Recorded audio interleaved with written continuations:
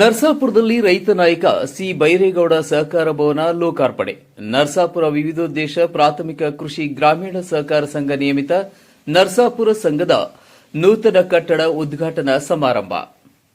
ಈ ಸಂದರ್ಭದಲ್ಲಿ ಶ್ರೀ ಶಟಸ್ಥಳ ಬ್ರಹ್ಮ ಪಟ್ಟದ ತೇಜೇಶಲಿಂಗ ಶಿವಾಚಾರ್ಯ ಸ್ವಾಮಿಗಳು, ಮಠಾಧ್ಯಕ್ಷರು ಶ್ರೀ ನಾಗಲಾಪುರ ಸಂಸ್ಥಾನ ಮಠ, ಕೋಲಾರ ಜಿಲ್ಲಾಧಿಕಾರಿಗಳು ಎಂಆರ್ ರವಿ, ಕೋಲಾರ ಶಾಸಕರು ಡಾ ಕೊತ್ತೂರು ಜಿ ಮಂಜುನಾಥ್, ನರಸಾಪುರ ವಿವಿಧೋದ್ದೇಶ ಪ್ರಾಥಮಿಕ ಕೃಷಿ ಗ್ರಾಮೀಣ ಸಹಕಾರ ಸಂಘ ಅಧ್ಯಕ್ಷರು ಹಾಗೂ ನಿರ್ದೇಶಕರು, DCC bank Shri KM Muniraju, Malur ಶಾಸಕರು, ಕೋಲಾರ ಹಾಲು ಒಕ್ಕೂಟ ಅಧ್ಯಕ್ಷರು ಕೆವೈ ನಂಜೇಗೌಡರು, ಶ್ರೀ ಎಂಎಲ್ ಅನಿಲ್ ಕುಮಾರ್ ಅವರು, ಮಾನ್ಯ ಶಾಸಕರು, ವಿಧಾನ ಪರಿಷತ್ ಗ್ಯಾರಂಟಿ ಯೋಜನೆ ಅಧ್ಯಕ್ಷರು ವೈ ಶಿವಕುಮಾರ್, ಕೋಲಾರ ಹಾಲು ಒಕ್ಕೂಟ ಸದಸ್ಯರು ಚಂಜಮಲೆ ರಮೇಶ್, ಗ್ರಾಮಸ್ಥರು, ರೈತರು ಇತರರು ಭಾಗಿಯಾಗಿದ್ದರು. Sahana, MTV news Kannada, Kolar. ವಿಧಾನಸಭಾ ಕ್ಷೇತ್ರದ ಶಾಸಕರು, ಎಲ್ಲ ಗಣ್ಯಮಾನ್ಯರು ಮತ್ತು ಜಿಲ್ಲಾಧಿಕಾರಿಗಳಿಂದ ಈ ಒಂದು ದೀಪವನ್ನು ಬೆಳಗಿಸಿ ಉದ್ಘಾಟನೆಯನ್ನು ಮಾಡ್ತಿದ್ದಾರೆ. ಅಸತೋಮ ಸದ್ಗಮಯ ತಮಸೋಮ ಜ್ಯೋತಿರ್ಗಮಯ ಮೃತ್ಯೋ. ನಮ್ಮ ಸೊಸೈಟಿ ಬಿಲ್ಡಿಂಗ್ ಉದ್ಘಾಟನೆಗೆ ಬಂದಿದ್ದಾರೆ, ಅವ್ರಿಗೂ ನಾನು ಧನ್ಯವಾದಗಳನ್ನು ತಿಳಿಸ್ತೀನಿ. ನಮ್ಮ ಒಂದು 5-6 ಜನ ಅವ್ರ ಹೆಸರನ್ನ ನಾವು ಮಾತಾಡ್ತೀನಿ. ಎಂ.ವಿ. ಕೃಷ್ಣಪ್ಪನವರು, ಅದೇ ರೀತಿ ಕೆ.ಸಿ. ರೆಡ್ಡಿ, ಕರ್ನಾಟಕದ ಮೊದಲನೇ ಮುಖ್ಯಮಂತ್ರಿ ಅವರು, ಅದೇ ರೀತಿ ನಮ್ಮ ಕೋಲಾರ ಇದಕ್ಕೆ ಮುಂಚೆ ಶಾಸಕರಾಗಿದ್ದಂತ ನಮ್ಮ ಶ್ರೀನಿವಾಸ್ ಗೌಡ್ರು, ಈ ಸಹಕಾರದ ಬಗ್ಗೆ ಲೆಕ್ಕ ಮಾಡಿಕೊಂಡ್ರೆ ಶ್ರೀನಿವಾಸ್ ಗೌಡ್ರನ್ನ ನೆನೆಸ್ಕೊಳ್ತೀವಿ. ಅದೇ ರೀತಿ ಈ ಅವಕಾಶ ಬಳಸ್ಕೊಂಡು ನೀನು ಅಧ್ಯಕ್ಷರಾಗು ಅಂತೇಳಿ ಅವತ್ತಿಂದ 10 ವರ್ಷದಿಂದ ನನ್ನ ಸಪೋರ್ಟ್ ಆಗಿ ನಿಂತಿದ್ರಿಂದ ಇವತ್ತು ಈ ಭವನ ಕಟ್ಟಕ್ಕೆ ಮತ್ತೆ ಅವರು ಪುಣ್ಯಾತ್ಮರ ಹೆಸರಿಡಕ್ಕೆ ನನ್ಗೊಂದು ಅವಕಾಶ ಮಾಡಿಕೊಟ್ಟಂತ ನಮ್ಮ ತಾಯಿಯವರಿಗೆ, ಅದಾದ್ಮೇಲೆ ನಮ್ಮ ನಾಗನಾಳ್ ಸೋಮ ಏನು ಒಂದು ಬೈರೇಗೌಡರ ಸಹಕಾರ ಭವನ ಅಂತೇಳಿ ಕಟ್ಟಿ ಇಲ್ಲಿ ಉದ್ಘಾಟನೆ ಮಾಡ್ಬೇಕಂತೇಳಿ ಒಂದು ಆಸೆ ಇತ್ತು ನಮ್ಮ ರೈತರದು ಮತ್ತೆ ನಂದು, ನಮ್ಮ ಆಡಳಿತ ಮಂಡಳಿದು. ಹಿಂದೆ 2 ತಿಂಗಳ ಹಿಂದೆ ಇದೇ ಭವನದಲ್ಲಿ ನಾವೊಂದು ಸರ್ವ ಸದಸ್ಯರ ವಾರ್ಷಿಕ ಮಹಾಸಭೆ ಮಾಡಿದ ದಿವಸ ನಾನು ಹೇಳಿದ್ದೆ, ಹಿಂದೆ ನಾನು ಈ ಬಿಲ್ಡಿಂಗ್ ಅಲ್ಲಿ ಸರ್ವ ಸದಸ್ಯರ ವಾರ್ಷಿಕ ಮಹಾಸಭೆ ಮಾಡ್ತೀವಿ ಆ ಸಭೆ ಅಂತೇಳಿ. ಅದೇ ಪ್ರಕಾರ ಸಭೆನೂ ಮಾಡಿದೆ.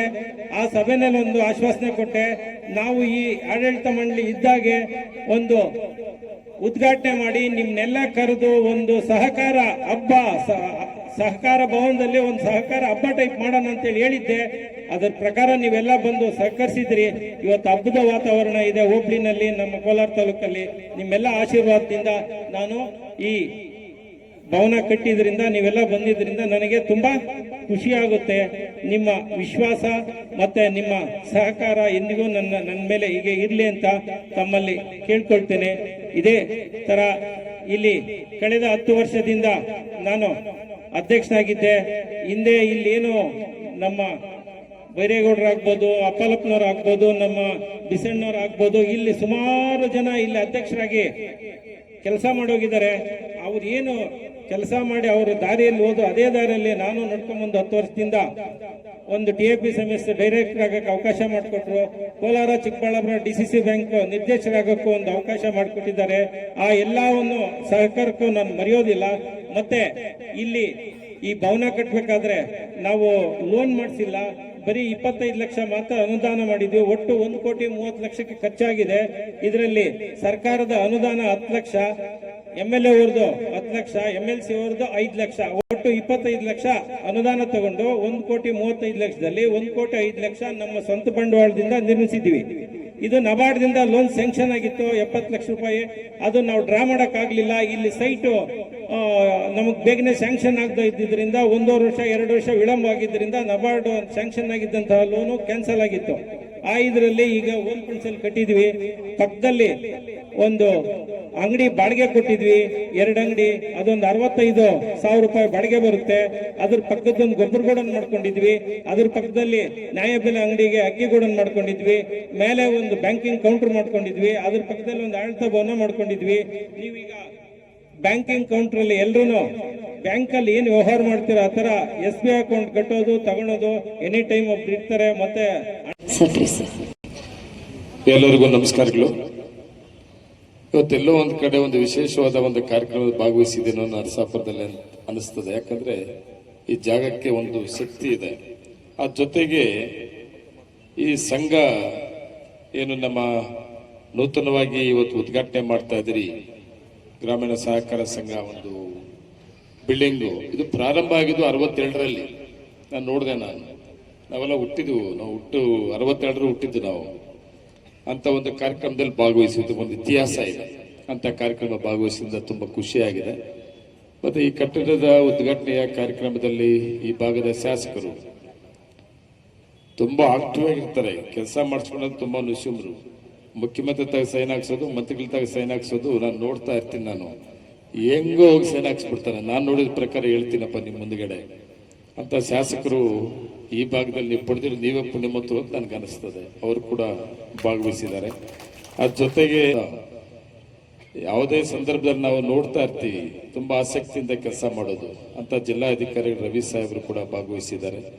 ಅದ್ರ ಜೊತೆಯಲ್ಲಿ ನಮ್ಮ ಸೋಮಣ್ಣವರು, ನಮ್ಮ ಮಿಲ್ಕ್ ಯೂನಿಯನ್ ತುಂಬ ಆಸಕ್ತಿಯಿಂದ ಖುಷಿಯಾಗಿ ಬಿಲ್ಡಿಂಗ್ ಉದ್ಘಾಟನೆ ಮಾಡಿಸ್ಕೊಳ್ತಾವ್ರೆ. ಬರಲೇಬೇಕು ಅಂತ ನಾನು ಕೂಡ ಕರೆದಿದ್ರು. ನಾವೆಲ್ಲರೂ ಕೂಡ ಸಹಕಾರಿಗಳು.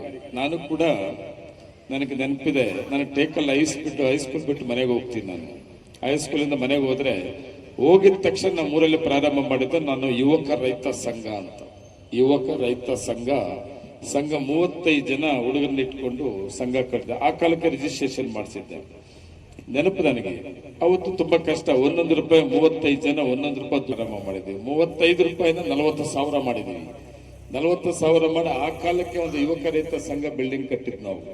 ಅಲ್ಲಿಂದ ಈ ಸಹಕಾರ ಸಂಸ್ಥೆಗೆ ಮತ್ತೆ ಸಹಕಾರಿಗಳಿಗೆ ಎಷ್ಟು ಶಕ್ತಿ ಇದೆ ಅಂದ್ರೆ, ಯುವಕ ರೈತ ಸಂಘ ಪ್ರಾರಂಭ ಮಾಡಿದ್ದು ನಾನು 82ರಲ್ಲಿ. 86ರಲ್ಲಿ ಮಂಡಲ ಪಂಚಾಯತ್ ಎಲೆಕ್ಷನ್ ಬಂದ್ರೆ ನಮ್ಮೂರಲ್ಲಿ ಏನ್ ಮಾಡ್ತಾರೆ, ತುಂಬಾ ಹುಷಾರಾಗವನಪ್ಪ, ತುಂಬಾ ಆಕ್ಟಿವ್ ಆಗ ಹುಡುಗ ಅಂತೇಳಿ ಮಂಡಲ ಪಂಚಾಯತ್ ರಾಜಕೀಯ ಪ್ರವೇಶ ಮಾಡ್ತಾರೆ. ಅಲ್ಲಿಂದ ಇಲ್ಲಿವರೆಗೂ ವಾಪಸ್ ಬಂದಿಲ್ಲ. ಅಲ್ಲಿಂದ ಇಲ್ಲಿವರೆಗೂ ಕೂಡ ಸಹಕಾರಿನೇ ನಾನು. ಅದು PLD ಬ್ಯಾಂಕ್ ಆಗಿರ್ಬೋದು, ಮಿಲ್ಕ್ ಯೂನಿಯನ್ ಆಗಿರ್ಬೋದು, ಎಲ್ಲ ಕಡೆ ಸಹಕಾರಿಗಳು ತುಂಬಾ ಮುಖ್ಯ. ಸಹಕಾರ ಸಂಸ್ಥೆಗಳನ್ನ ಉಳಿಸ್ಕೊಳ್ಳೋದು ನಮಗ್ ಬಿಟ್ಟರೆ ಬೇರೆಯವ್ರಿಗೆ ಯಾರಿಗೂ ಆ ಜವಾಬ್ದಾರಿ ಇಲ್ಲ. ಅಂತ ಒಂದು ಜವಾಬ್ದಾರಿನ ನಾವೆಲ್ಲರೂ ಕೂಡ ಸಹಕಾರಿಗಳು, ಸಹಕಾರ ಸಂಸ್ಥೆಗಳನ್ನ ಉಳಿಸ್ಕೊಂಡಾಗ ನೇರವಾಗಿ ಉಪಯೋಗ ಆಗೋದು ಯಾಕಂದ್ರೆ ಅದು ರೈತರಿಗೆ ಮಾತ್ರ. ಇವತ್ತು ಇಲ್ಲಿ ಬಿಲ್ಡಿಂಗ್ ಅನ್ನ ಉದ್ಘಾಟನೆ ಮಾಡ್ಕೊಳ್ತಾ ಇದ್ದೀರಿ ನೀವು. ಒಂದು ಹಿಸ್ಟ್ರಿ ಕೂಡ ಇದೆ. 62ರಲ್ಲಿ ಇದು ಪ್ರಾರಂಭ ಆಗಿದ್ದು. ಹೊಸದಾಗಿ ನಾನಾಗ್ಲಿ, ಮಂಜಣ್ಣ ಆಗ್ಲಿ, ಅನಿಲ್ ಅವರು ಇವತ್ತಿನ ಹೊಸದಾಗಿ ನಾವು ಸಂಘ ಕಟ್ತಾ ಇಲ್ಲ ನಾವು. ಆದ್ರೆ ಒಂದು ನೋಡಿದೆ, ಇದು ಒಂದು ವಹಿವಾಟು ಕೂಡ ನೋಡಿದೆ ನಾನು. ನನಗೆ ಖುಷಿಯಾಗಿದೆ ಅಂದ್ರೆ ಇಲ್ಲಿ ಷೇರುದಾರರು 4,000 ಜನ ಇದ್ದಾರೆ. ನನ್ನ ಪ್ರಕಾರ ಯಾವ ಸಂಘದಲ್ಲಿ ಕೂಡ ಷೇರ್ ಹೋಲ್ಡರ್ಸ್ ಇಷ್ಟು ಜನ ಇದ್ದಾರೆ. 4,000 ಇಲ್ಲಿ ಷೇರುದಾರರೇ ಇದ್ದೀರಿ ನೀವು. 42 ಹಳ್ಳಿ ಈ ಸಂಘಕ್ಕೆ ಸೇರುವಂತಹದ್ದು. ಅದ್ರ ಜೊತೆಗೆ ವ್ಯವಹಾರ ಕೂಡ ದುಡ್ಡು ಇದಕ್ಕೆ ಕೊಡೋದು, ವ್ಯವಹಾರ ಮಾಡೋದು, ಸಾಲ ಕೊಟ್ಟಿರೋದು ಕೂಡ ಸುಮಾರು ಷೇರು ಬಂಡವಾಳನೇ 2,84,00,000 ಇದೆ ಅಂತೇಳಿ. ಮಹಿಳಾ ಸಂಘಗಳಿಗೆ 400 ಸಂಘಗಳು ಮಹಿಳಾ ಸಂಘಗಳಿದೆ ಅಂತ. ಮತ್ತೆ ಮಹಿಳಾ ಸಂಘಗಳಿಗೆ 30 ಕೋಟಿ ಸಾಲ ಕೊಟ್ಟಿರೋದು, KCC ಸಾಲ 11 ಕೋಟಿ ಕೊಟ್ಟಿರೋದು. ಮತ್ತೆ ಇವೆಲ್ಲ ಕೂಡ ಇವೆಲ್ಲ ಕೊಟ್ಟು 15 ಲಕ್ಷ ಲಾಭದಲ್ಲಿ ಈ ಸಂಘ ನಡೀತಾ ಇದೆ ಅಂತ ಮಾಹಿತಿ ಕೂಡ ಇದೆ. ನಾವು ಒಂದು ಬೇಜಾರಾಗೋದೇನೆಂದ್ರೆ, ಈ DCC ಬ್ಯಾಂಕು ಸಹಕಾರ ಸಂಸ್ಥೆಗಳು ಕ್ಲೋಸ್ ಆಗ್ಬಿಟ್ಟು ಮುಚ್ಚೋಗಿದ್ವು.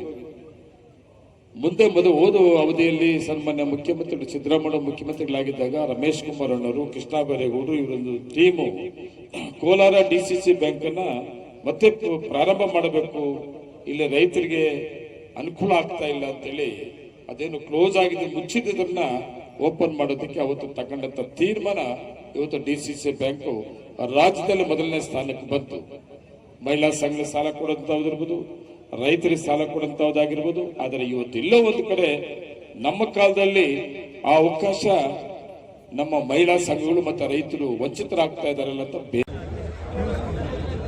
ಎಷ್ಟು ಕೇನಾನು ಮೋದತೆ ನಮಸ್ತಸ್ಮೈ ಗುಣಾತೀತ ವಿಭವಾಯ ಪರತ್ಮನೆ ಪಂಚನನಾಥನೋದ್ಭೂತಾನ್ ಪಂಚಾಕ್ಷರ ಮನೋಪಮಾನ್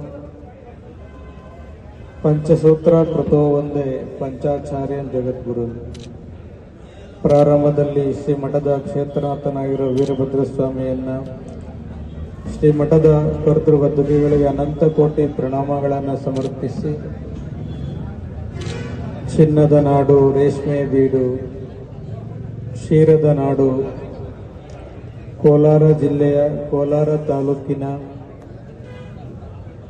ಕೈಗಾರಿಕಾ ನಗರಿ ನರಸಾಪುರದಲ್ಲಿ ನರಸಾಪುರ ವಿವಿಧೋದ್ದೇಶ ಪ್ರಾಥಮಿಕ ಕೃಷಿ ಗ್ರಾಮೀಣ ಸಹಕಾರ ಸಂಘ ನೇಮಿತದ ಸಂಯುಕ್ತ ಆಶ್ರಯದಲ್ಲಿ ರೈತ ನಾಯಕ ಸಿ ಬೈರೇಗೌಡರ ಸಹಕಾರ ಭವನದ ಸಂಘದ ನೂತನ ಕಟ್ಟಡದ ಉದ್ಘಾಟನೆಯ ಈ ಒಂದು ಶುಭ ಸಂದರ್ಭದಲ್ಲಿ ಆಸೀನರಾಗಿ ಈ ಒಂದು ಕಟ್ಟಡದ ಉದ್ಘಾಟನೆಯನ್ನು ನೆರವೇರಿಸಿ ತೆರಳಿರುವಂತಹ ಕೋಲಾರದ ಜನಪ್ರಿಯ